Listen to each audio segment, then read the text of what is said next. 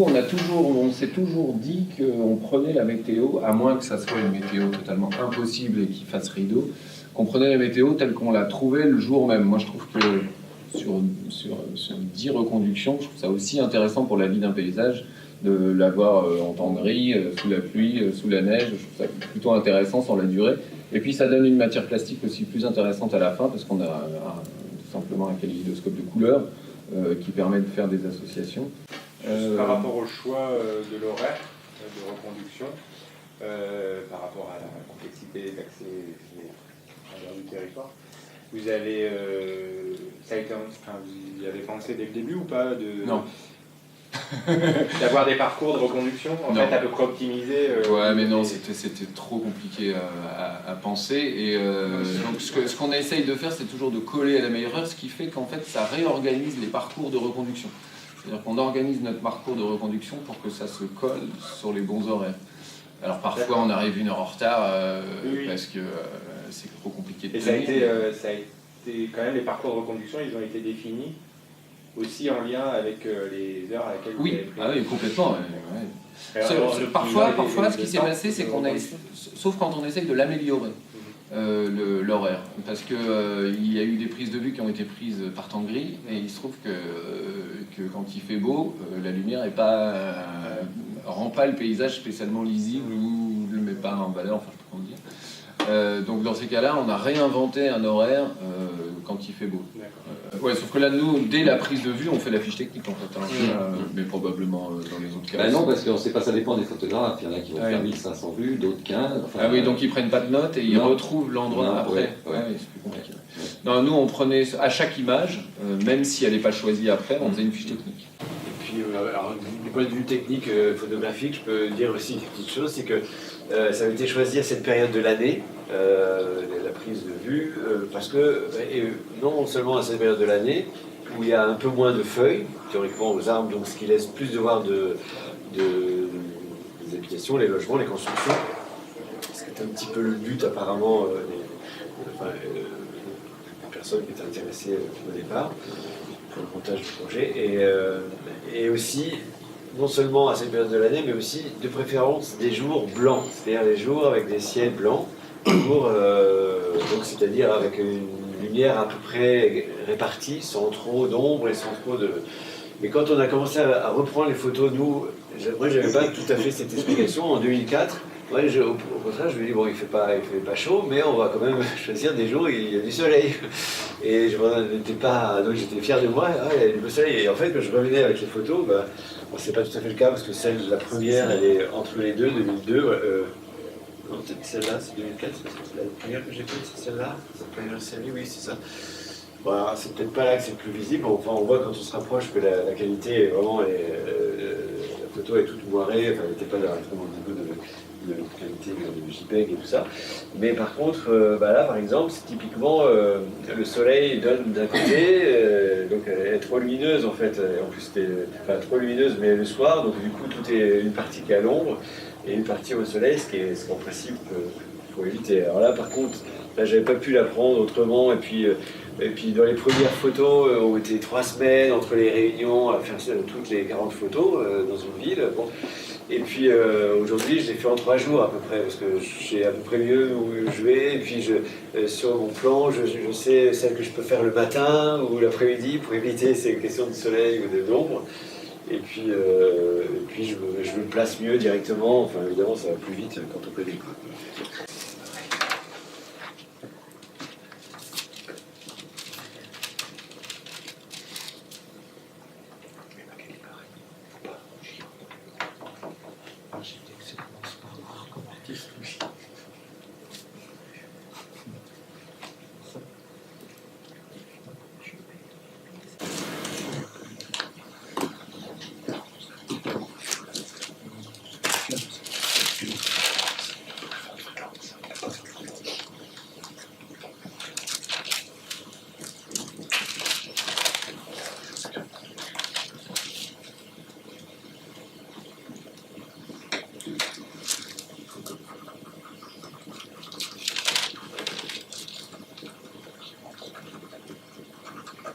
C'était ça, je crois quand même qu'ils ont été chercher le financement avant Mais dans un cadre artistique et pas dans Ah oui, un dans cadre un cadre de développement artistique, territoire. Voilà, et je pense En que fait, c'est ils ont complètement cherché avant. différent. Et d'ailleurs, il bénéficie quand même de tout ce qui a été fait avant pour mettre, et ça a été bien rappelé ce matin, pour élever ces observatoires d'une certaine manière à une démarche artistique.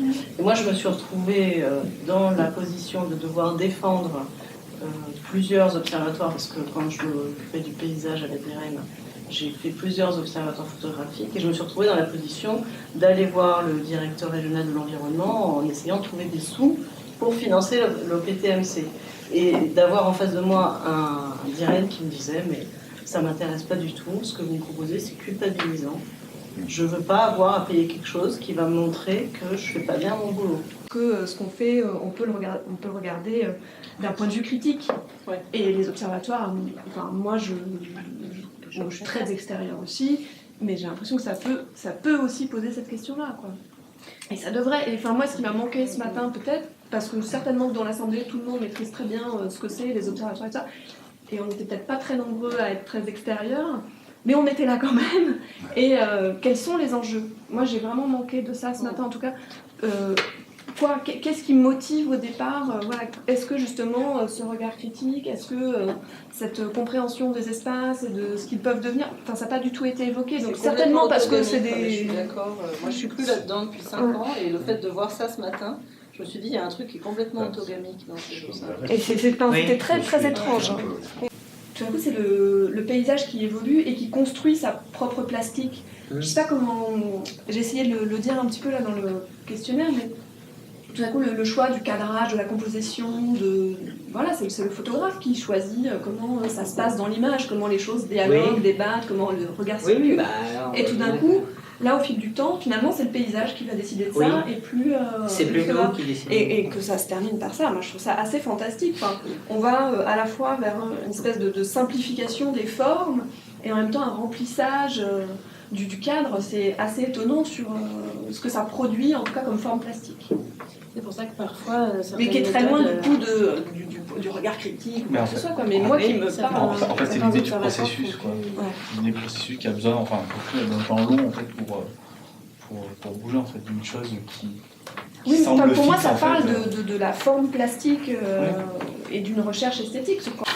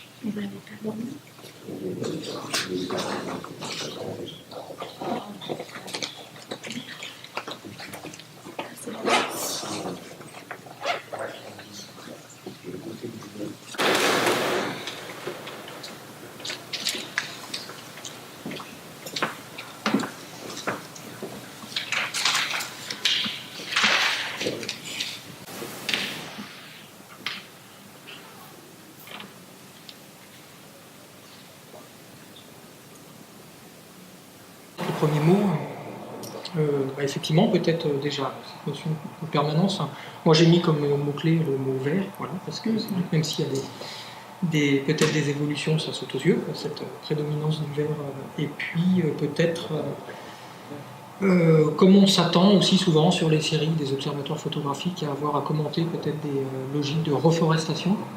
On a peut-être tendance à les voir sans même être sûr que c'est bien le cas, voilà, sur ces séries-là, parce que on se dit que c'est souvent aussi pour ça qu'on les convoque, voilà, ces questions d'observation dans le temps long. Voilà. Et puis il y a peut-être la présence de cet arbre au premier plan qui finit par masquer une partie de la vue, qui nous oriente aussi dans cette idée que voilà, il y a de la revégétalisation un peu partout, ce qui est à la fois vrai et peut-être pas, voilà, quand on creuse un peu après. Oui, c'est ça.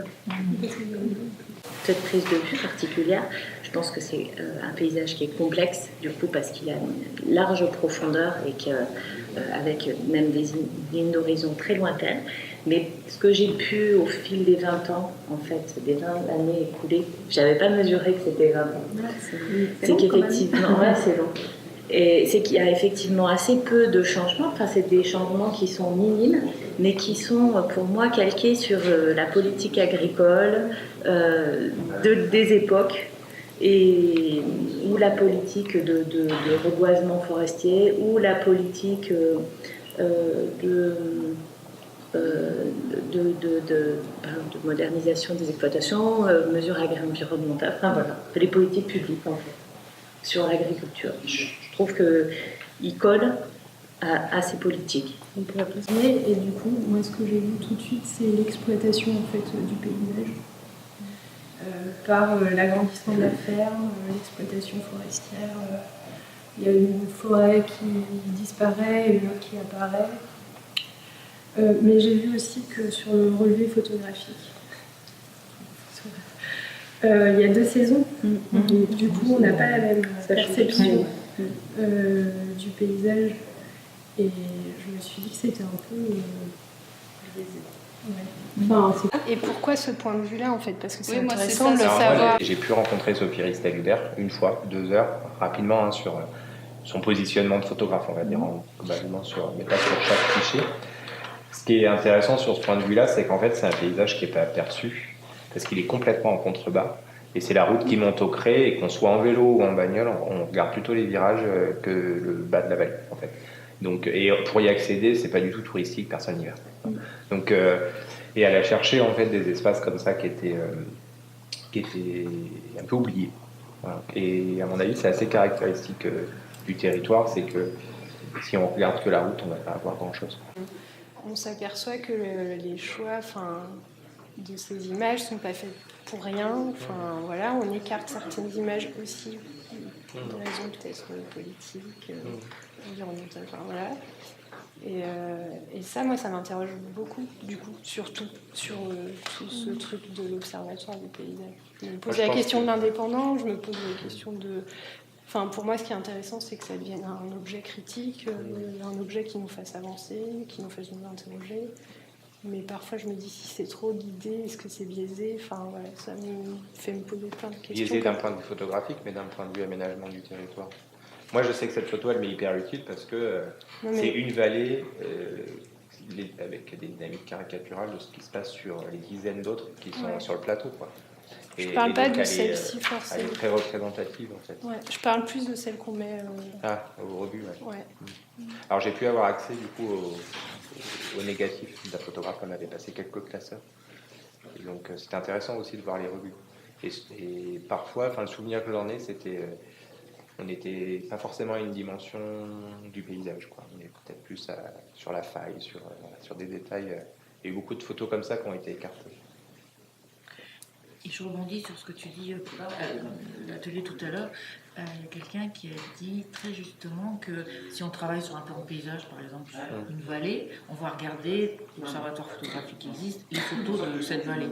Et des fois, c'est dommage de ne pas regarder toute la série, parce que comme tu dis, celle-ci, finalement, elle te sert aussi pour d'autres vallées. Pas pour d'autres avec les difficultés enjeux. d'extrapolation que ça peut avoir. Mais je pense que c'est aussi ce rôle de se dire, il y a un certain nombre, il y en a 40, mais elles servent aussi pour l'ensemble du territoire. Et après, c'est le challenge aussi d'avoir tout. Enfin, après coup, on se dit, oui, si, elle marche pour les autres. Et quand on choisit le point de vue, on dit, est-ce qu'elle va marcher pour... Ça dépend du public, mais en voilà, fait. Je l'expliquerai demain, mais... il peut y avoir un élu de la vallée d'à côté qui me dit ah non mais ça c'est le régri, nous c'est pas tout à fait comme ça. Voilà, c'est tout à fait. Ouais. Et c'est le travers de la photo en fait, qui exactement. offre des détails auxquels on s'attendait pas, mais ça c'est plutôt un atout, mais qui est hyper circonstancié en fait. Et la notion du lieu, elle est très très présente pour celui qui connaît le territoire. Et du coup, l'échelle de projet, faut bien choisir ses clichés en fonction de l'échelle de projet, quoi. Soit on est à l'échelle de la vallée, soit on est à l'échelle du territoire, soit on est à l'échelle du plateau. Enfin, voilà. Tout à fait. Mais elle peut jouer à plusieurs échelles. Et après, peut-être pour faire très court, mais idéalement, toutes les discussions contradictoires, je dis idéalement parce que voilà, l'histoire montre que ça n'a pas toujours été le cas, mais elles doivent être tracées, effectivement. Il faut qu'on aboutisse à un corpus limité de photographie, mais donc ça, il faut assumer qu'il y ait des choix qui soient faits par les uns et par les autres, et l'essentiel, c'est qu'on sache qui a dit quoi et pourquoi telle photo a été retenue, et en conscience. Et après, il y a aussi normalement tout un jeu avec ce qu'on appelle un itinéraire. Donc, dans la méthode nationale, un itinéraire qui tourne autour de 40 points de vue et 60 points de vue secondaires, dits de réserve, et dans lesquels on peut aussi aller chercher au fur et à mesure de la vie de l'observatoire pour se dire il y a peut-être des problématiques qu'on avait mises de côté qui deviennent importantes. Il faut qu'on aille rechercher des points de vue secondaires, les reconduire. Donc voilà, il y a tout un jeu normalement, mais ça suppose effectivement ça suppose une animation, quoi. Voilà, effectivement. Et puis sur 20 ans. Et puis c'est la construction d'une mémoire, voilà. Parce que moi, indépendamment des personnes qui ont vocation à animer un instant.